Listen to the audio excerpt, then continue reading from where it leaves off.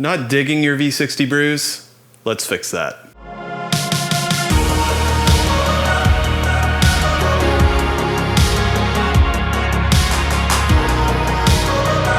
The V60 is an incredibly fantastic and standard brewer for pour over coffee. In fact, you've probably seen it in one of your favorite pour over cafes. But what do you do when the coffee you make at home doesn't quite have that cafe sparkle? The most common complaints that I hear about people brewing with the Hario V60 at home is that their brews are either bitter or overly sour. And I'm gonna give you 5 fixes to help you change that. Number 1, buy better coffee. And I cannot stress this enough. When you buy better coffee, not only do you get a better experience at home, but you are also supporting farmers at origin where the coffee is produced and giving them a better life.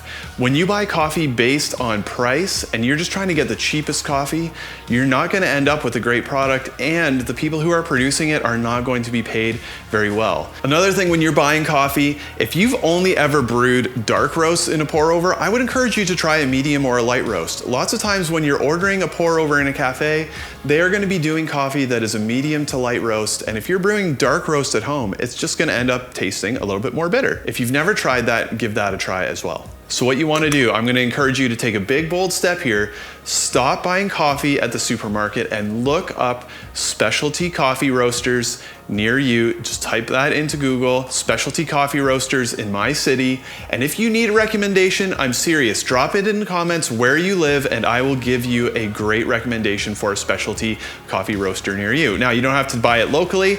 You can buy it online.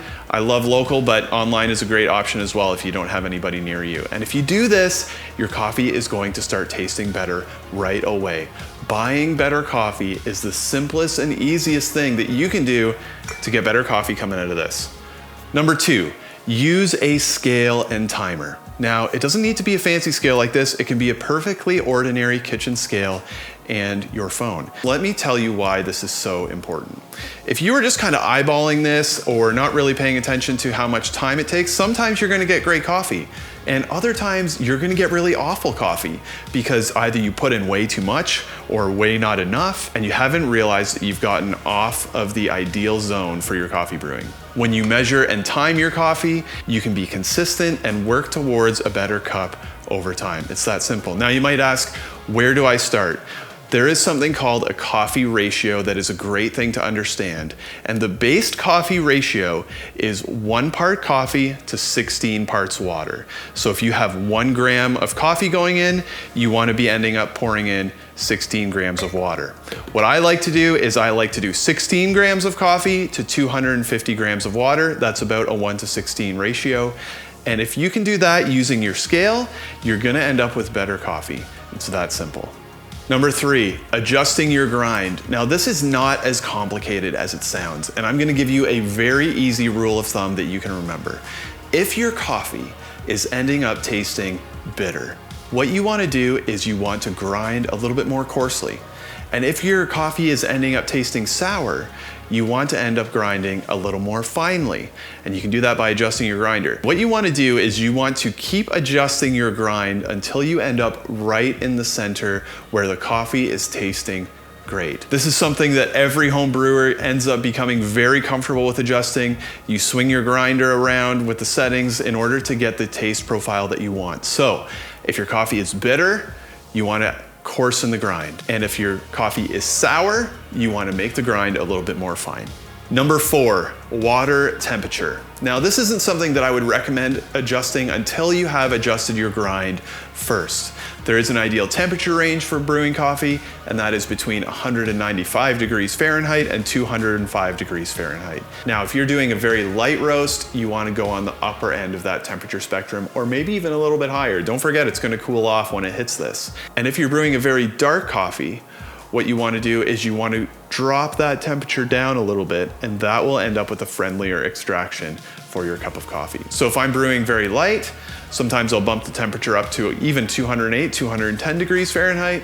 And if I'm brewing a little bit darker, I'll go down, 195 degrees Fahrenheit. That can really help if the grind adjustment isn't getting you where you want. Point number 5. Now this is the only point in my list that could end up costing you a little bit of money, but I promise you it will be an investment you are glad you made. If you are at home and you are making pour over coffee and you are using a blade grinder, you know, the kind kind of looks like a blender inside, it's got the little blade that spins around, the grinds in it aren't as consistent, and that makes brewing a lot more difficult. And what you want to do is you want to start looking at Burr coffee grinders. These are a little bit more expensive than blade grinders, but you can get into a Burr grinder for not a ton of cash. If you're brand spanking new to this, I would suggest you look at the OXO Burr grinder, and you can find that for about 80 bucks US or 100 bucks Canadian. If you got a little bit more budget than that, consider moving up to the Baratza Encore. It's a fantastic grinder. It costs about 180 US or $200 Canadian. And if you have a little bit more budget than that and you want something looking a little bit sleeker on the counter, you can look at something like the Fellow Products Ode. I have one of those on my counter, and it is a fantastic grinder as well. The short story is, the better your grinder, the more consistent your grounds, and the better your cup of coffee, which is what we want. Now, if you have been listening to these 5 tips and you're like, okay, Justin, this is great, but like, can you just give me a recipe? Because that would make things a lot easier. I have you covered. I recorded a video on the Hario V60 with a simple step-by-step recipe to get you brewing better coffee at home, and that video is right here.